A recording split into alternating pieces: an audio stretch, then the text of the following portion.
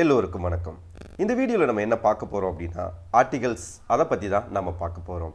இந்த ஆர்டிகல்ஸ் இங்கிலீஷில் ரொம்ப முக்கியமான ஒன்று. இதில் ஏ அண்ட் தி இந்த 3 வார்த்தைகள் வச்சு தான் நாம் இதை பயன்படுத்த போகிறோம். அது என்னென்ன அப்படிங்கிறத இந்த கிளாஸில் நம்ம பார்ப்போம். ஏற்கனவே நான் கடந்த 3 கிளாஸாக ஒவ்வொன்றா கொடுத்துக்கிட்டே வரோம். ஒரு ப்ரொசீஜர் அடிமட்டத்திலேருந்து ஒவ்வொன்றா கொடுத்துக்கிட்டே வரும். அதை நீங்கள் நோட்டில் எழுதி டெய்லியும் ப்ராக்டிஸ் பண்ணும்போது தான் உங்களுடைய வாழ்க்கைக்கு அது பயனுள்ளதாக மாறும். இப்போ வாங்க இந்த வீடியோவில் நம்ம இந்த ஆர்டிகல்ஸை பார்ப்போம். முதல்ல நம்ம பார்க்க போகிறது, ஏற்கனவே நான் சொல்லிட்டேன், ஆர்டிகல்ஸில் ஏ அண்ட் தி இந்த 3 வார்த்தைகளை நம்ம பயன்படுத்துவோம்.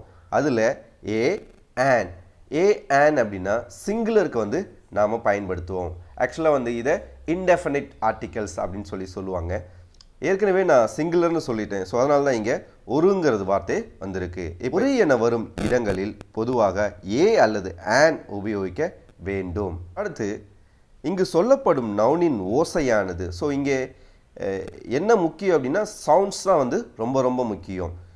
ஏஇ ஐஓ யூ என்பவற்றில் ஏதேனும் ஒன்றில் வந்தால் அங்கு ஆன் பயன்படுத்த வேண்டும். இப்போ பொதுவாக பார்த்தீங்கன்னா வார்த்தைகளில் இங்கிலீஷ் வேர்ட்ஸில் ஏஇ ஐஓ யூ இதில் தொடங்கின வார்த்தைகளுக்கே நாம் ஆன் போடுவோம். பட் அது சவுண்ட்ஸ் பார்த்தீங்க அப்படின்னா அந்த சேம் சவுண்ட்ஸ் வரும். ஆனால் சில வார்த்தைகளில் பார்த்தீங்க அப்படின்னா சவுண்ட்ஸ் லெட்டர்ஸ் சேமாக இருக்கிற மாதிரி இருக்கும். இந்த ஏஇ ஐஓ யூ இதில் வர்றது போல தான் இருக்கும், ஆனால் சவுண்ட்ஸ் வேறு மாதிரி இருக்கும். ஸோ அதனால் அங்கே ஏ போடுற மாதிரி இருக்கும். So I have given some examples. அது என்ன நம்ம இப்போ பார்க்கலாம். Engineer, engineer. அப்போ இங்கே என்ன யூஸ் பண்ணுற மாதிரி இருக்கும்? என்ஜினியர். டாக்டர். ஸோ ரெண்டுமே சேமாக தான் இருக்குது. இது கான்ஸ்னன்ட் லெட்டர்ஸில் இருக்குது, சவுண்டு கான்ஸ்னன்ட். ஏ. ஸ்கூல், அதுவும் கான்ஸ்னன்ட் சவுண்ட். இப்போ இந்த வார்த்தையை பாருங்கள். ஆக்சுவலாக இது யூ.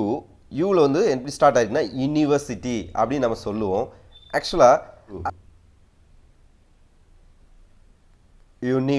இப்படி தான் ஸ்டார்ட் ஆகும். ஸோ இதைப்படி பார்த்தோம் அப்படின்னா இங்கே யூ இருந்தாலும் கூட சவுண்ட்ஸ் வயலில் தான் ஸ்டார்ட் ஆகுது. ஸோ ஏஇ ஐஓ யூவில் இது வர கிடையாது. அதனால் இங்கே என்ன போடணும் அப்படின்னா ஏ தான் போடணும். அடுத்தது ஆடிட்டர்.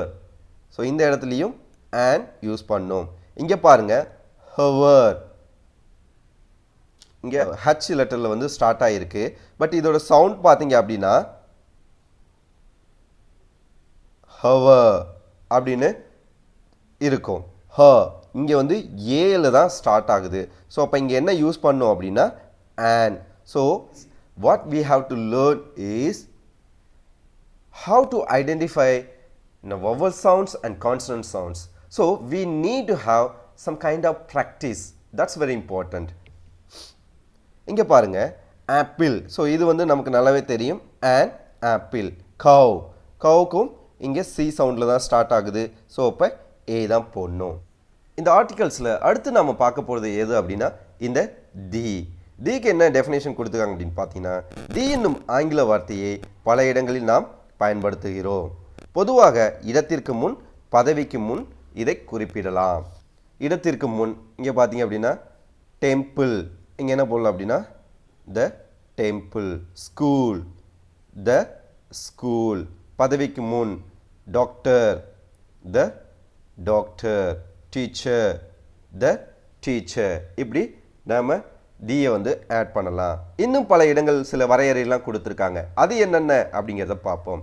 தி போடுவதற்கு இன்னும் சில இடங்கள், அதாவது சில வரையறைகள் கொடுத்துருக்காங்க. அது என்ன அப்படிங்கிறத இப்போ பார்ப்போம். எங்கெல்லாம் மியூசிக்கல் இன்ஸ்ட்ருமெண்ட்ஸ் வருதோ அங்கெல்லாம் அங்கே என்ன யூஸ் பண்ணும் அப்படின்னா திங்கிற ஆர்டிகல்ஸை யூஸ் பண்ணும். இங்கே பாருங்கள், பியானோ, த பியானோ. கிட்டார், த கிட்டார். வயலின், த வயலின். ரிவர்ஸ், எந்த ரிவராக இருந்தாலும் சரி, ரிவரை பற்றி நம்ம மென்ஷன் பண்ணுறப்ப தி அவசியம் யூஸ் பண்ணும். த கிருஷ்ணா. அடுத்தது ரிலீஜியஸ் புக்ஸ் எதுவாக இருந்தாலும் சரி, அதை யூஸ் பண்ணுறப்ப நாம் தி அவசியம் யூஸ் பண்ணோம். த பைபிள், த கீதா, த ராமாயணா, அடுத்தது வெஹிக்கிள்ஸில் பார்த்தீங்க அப்படின்னா அங்கேயும் நாம் தி யூஸ் பண்ணோம். The car, the bus, the train. அடுத்தது வெசல்ஸ் பாத்திர வகைகளில் பார்த்தீங்கன்னாலும் நாம் இதை யூஸ் பண்ணோம். Knife, the knife. Spoon, the spoon. Cup, the cub. அடுத்து திங்ஸ் பொருள்கள் பற்றி பார்த்தீங்கன்னா அதுலேயும் நாம் இந்த தி தான் யூஸ் பண்ணோம். TV, the TV. Fan, the fan. Fridge, the fridge. இப்படி நாம் யூஸ் பண்ணோம். நாம் இந்த பேராகிராஃப்லாம் எழுதும் பொழுது நாம் கடைப்பிடிக்க வேண்டிய முக்கியமானது என்னன்னு பார்த்தீங்க அப்படின்னா இந்த நான் 2 சென்டென்ஸில் மென்ஷன் பண்ணியிருக்கேன், இது போல தான் இருக்கணும். முதல்ல பார்த்தீங்கன்னா ஐ பாட் அன் ஆப்பிள், நான் ஒரு ஆப்பிள் வாங்கினேன். எப்போன்னா எஸ்டர்டே, நான் நேற்று ஒரு ஆப்பிள் வாங்கினேன். இங்கே பார்த்தீங்க அப்படின்னா an ஆப்பிள், ஒரு ஆப்பிள் அப்படின்னு நம்ம கொடுத்துட்டோம்.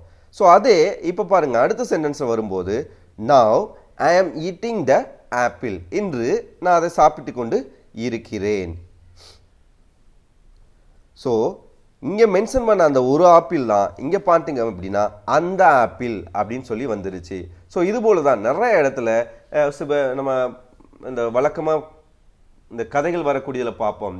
தேர் வாஸ் எ கிங் அப்படின்னு சொல்லி, அங்கே ஒரு அரசன் இருந்தான். அடுத்தது மறையில அப்படின்னா த கிங் வாஸ் அப்படின்னு சொல்லி அந்த அங்கே வந்து ஒரு கிங்குன்னு அப்படின்னு நம்ம சொல்லியிருப்போம். இங்கே வந்து அந்த அரசன், அந்த அரசன் அப்படின்னு அடுத்து வர சென்டென்ஸில் எல்லா இடத்துலையும் அப்படி தான் யூஸ் பண்ணுவோம்.